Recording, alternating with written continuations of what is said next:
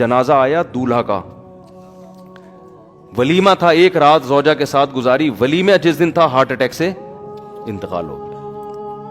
تو کتنا یہ ہوتا ہے. اور یہ تو پھر بھی ایک رات گزاری. میں ایسے دولہا کو جانتا ہوں, ہمارے جاننے والے تھے, دولہا بیوٹی پارلر جا رہا تھا جس دن نکاح تھا نا اس کا, بارات بیٹھی ہوئی ہے شادی میں, اور وہ بیوٹی پارلر جا رہا ہے بائک پہ اپنے دوست کے ساتھ, کسی کراچی میں, یہ پیٹرول پمپ کے قریب نا, یہ جو نازم آباد پیٹرول پمپ نہیں ہے, یہاں کیا ہوا ہے کہ ایک بائک سلپ ہوئی ہے, پیچھے مزدہ والا سر کچل کے چلا گیا.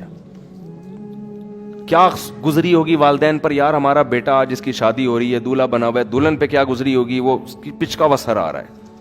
تو یہ سب اللہ بچائے ہم سب کو عافیت میں رہا, اللہ سے عافیت مانگنی چاہیے, لیکن یہ سب دنیا میں ہو رہا ہے, اس لیے دل لگانے کا کوئی آپشن ہے ہی نہیں ہمارے پاس. کام سارے کرو, دل نہ لگاؤ. اسلام آپ کو کام سے منع تھوڑی کرتا ہے.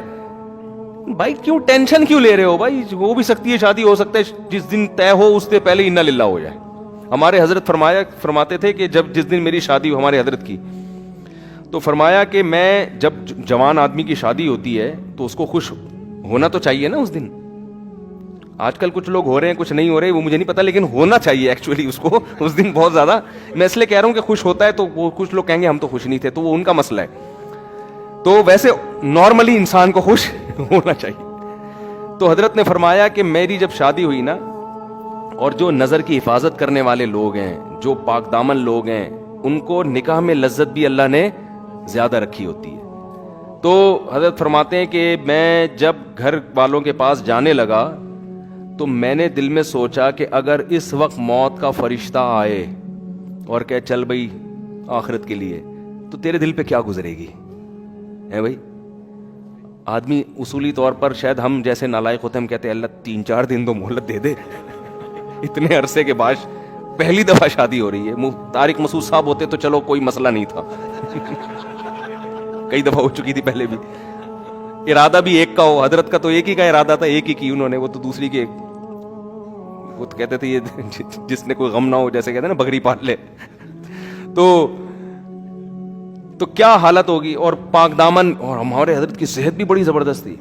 میرے شیخ حضرت مفتی رشید احمد صاحب رحمہ اللہ تعالی لدھیانہ کے, پنجاب کے تھے, سب سنوبر کے تنے جیسا ان کا قد تھا ماشاءاللہ, بہت زبردست صحت. حضرت کے جب بھی کئی واقعات ہیں حضرت کے, جب بھی تو نہیں کہہ سکتا, واقعات ہیں. انوار الرشید میں جو ان کی کتاب ہے اس میں لکھے ہوئے ہیں کہ کلائیاں توڑی ہیں پھڈوں کے دوران, ٹھیک ہے نا, پہلوانوں کی کلائیاں توڑی ہیں, تھے دبلے پتلے.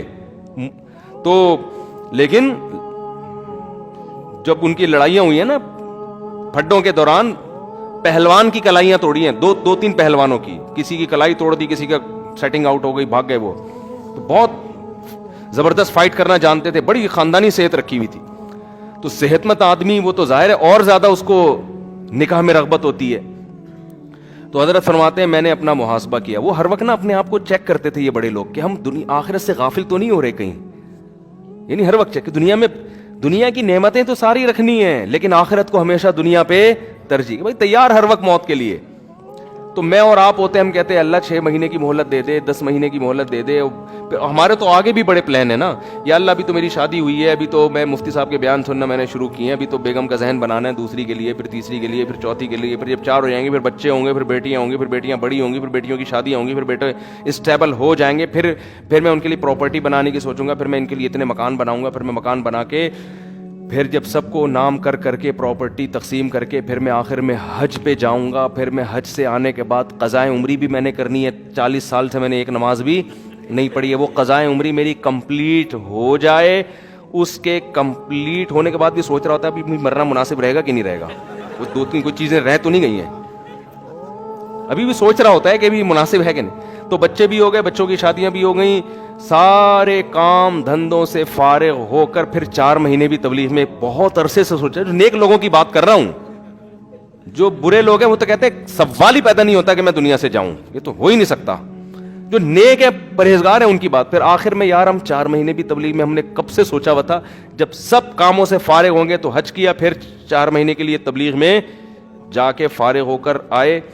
پھر اللہ, پھر اگر فرشتہ آ جائے تو مجھے شاید کوئی اعتراض نہ ہو.